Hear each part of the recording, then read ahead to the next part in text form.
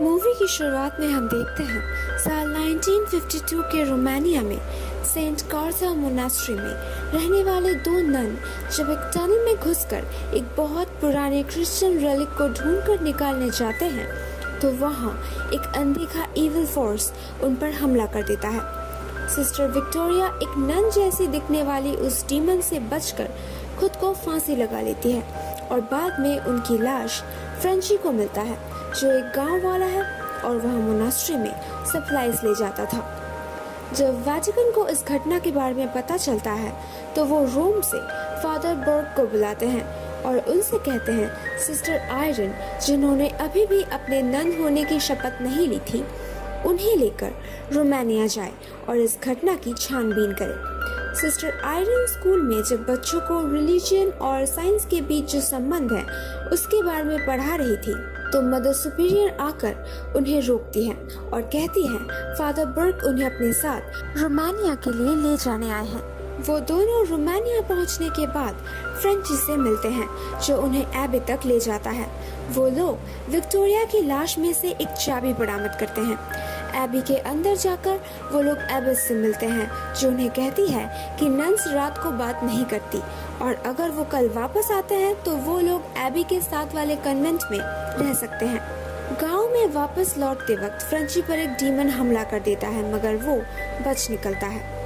Father बर्ग iron से कहते हैं कि अतीत में उन्होंने एक लड़के का एक्सॉर्सिज्म किया था जो रिचुअल के दौरान बुरी तरीके से घायल हो गया था और उसके मौत का गम आज भी उन्हें सताता है।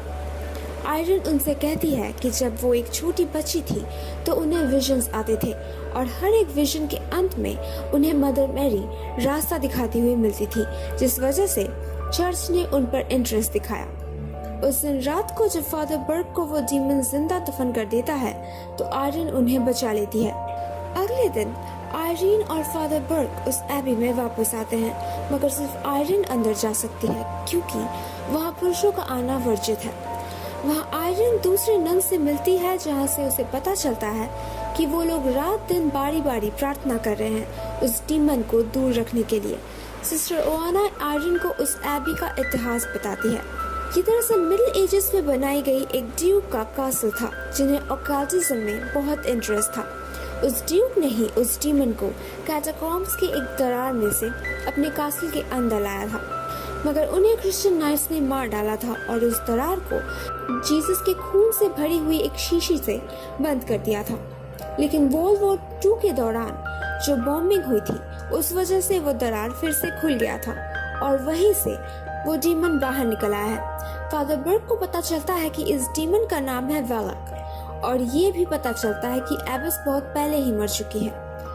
फ्रेंची फादर बर्ग और आयरीन की मदद करने वापस एबी में जाता है। वालक आयरीन पर हमला कर देती है और वो बाकी नन्स के साथ प्रेयर करने बैठती है ताकि उस डीमन को दूर रख सके। जब वो तीनों एक साथ मिलते हैं तो आयरीन को पता चलता है वहाँ पर दरअसल कोई भी नन नहीं थी और पूरे वक्त वो अकेले ही प्रार्थना कर रही थी और सिस्टर विक्टोरिया इस एबी की आखिरी नन थी जिन्होंने अपने आप को ईश्वर के नाम बलिदान दिया था ताकि वो डीमन उनके बॉडी को पोजेस ना कर सके। उन्हें ये एहसास होता है कि वालक को रोकने का सिर्फ एक ही उपाय है, जीसस के खून से भरी हुई वो शीशी जिसे वो तीनों विक्टोरिया के लाश से ली हुई उस चाबी की मदद से ढूंढ निकालते हैं। आयरन फादर बर्ग से कहती है भगवान ने उसे संकेत दिया है कि अब वक्त आ गया है कि वो अपनी शपथ ले ले और वो चाहते हैं फादर बर्ग ये काम करे और इसके बाद फादर बर्ग एबी के चैपल में उसे नन बना देते हैं। जब वो तीनों टनल के दरवाजे को खोलते हैं तो आयरीन को एक पेंटाग्राम के अंदर ले जाकर वालक उसे पोजेस कर लेती है लेकिन उसके चेहरे पर जीसस का खून लगाकर फ्रेंची उसे बचा लेता है।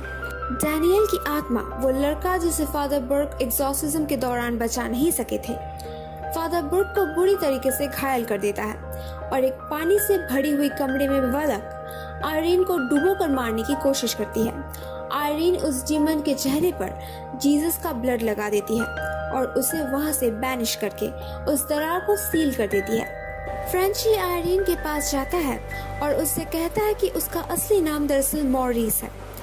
बाकियों को ये पता भी नहीं होता कि वालक ने उसे ऑलरेडी पोजेस कर लिया है, क्योंकि उसके गले में एक उल्टे क्रॉस का निशान दिखता है।